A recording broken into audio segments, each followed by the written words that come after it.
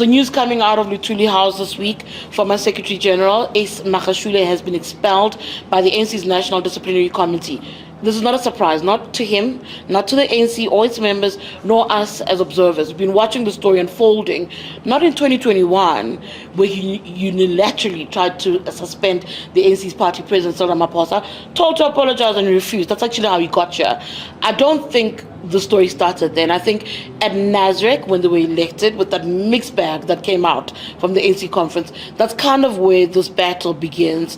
And we've always known to reclaim somebody between either the Secretary General or the President of the party. What's happened is the President of the party has been re-elected, so it's got a second term, and the Secretary General of the party, former Secretary, mind you, is out in the cold. There are lots of questions about what this expulsion means for him.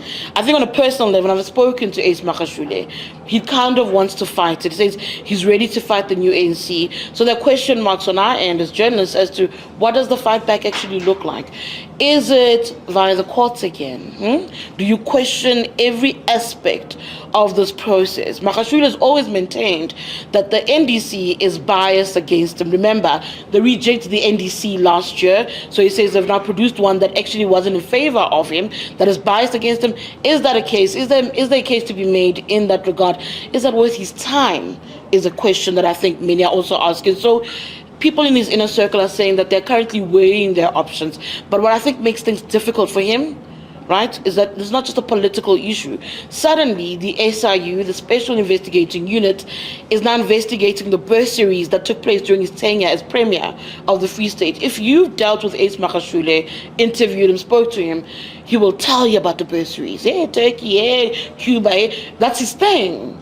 So hearing that they're going to investigate that, I think signals something that might concern him and those around him. Because who's to say what actually transpired throughout that process? Who's to say there's no corruption to be discovered or undiscovered? So that remains to be seen what the SIU coming into the Free State and looking at the bursaries means for an Ace Magashule. But politically, there is a question about, does he fight the ANC from outside, and what does that look like? He is going to have a briefing soon to give his side of the story and to maybe help us understand, put two and two together, figure out what's the way forward. I've heard people asking, does he now join the EFF? I don't know. I've seen EFF members saying, what does he have to offer? And I think it's a legitimate question. Ace is also an elder in the political space. So what does he have to offer? In fact, I think you can even use 2022 as the test of what he has to offer the EFF. A lot of people in the build-up to the ANC's Nasrec conference, the second one, Nasrec 2.0, had made suggestions that, he's going to put on a show, Step Aside is going to be thrown out, he's going to find his way back into conference. None of that happened. He was actually at the petrol station across the way from where Nasrec was happening. He was inconsequential. A man who was called the lifetime chair was a non-factor in 2022. So the question will be, what then does he have to offer a party like the EFF? I know a lot of people are looking at Mzwanele Manyi joining the EFF and saying that that's a signal. I don't know. That's a question we kind of have to wait and see how that picture pans out. Does he start a smaller Nyana political party?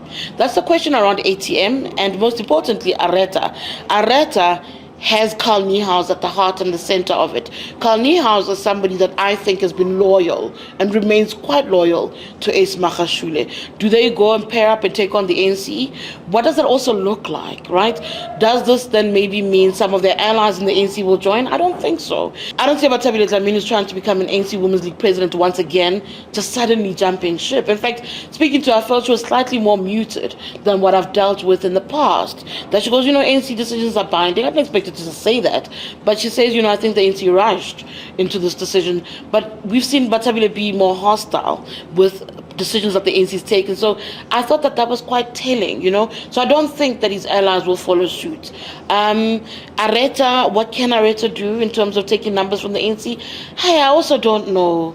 I know that they believe that they're working hard on building up something, but all those things kind of wait for the elections, and we see how you and I, have voted, I suppose. We'll see how those things pan out in the long run. But in terms of the long-term impact, he has no currency in the ANC, so I can't see currency outside. That's kind of what I'm saying.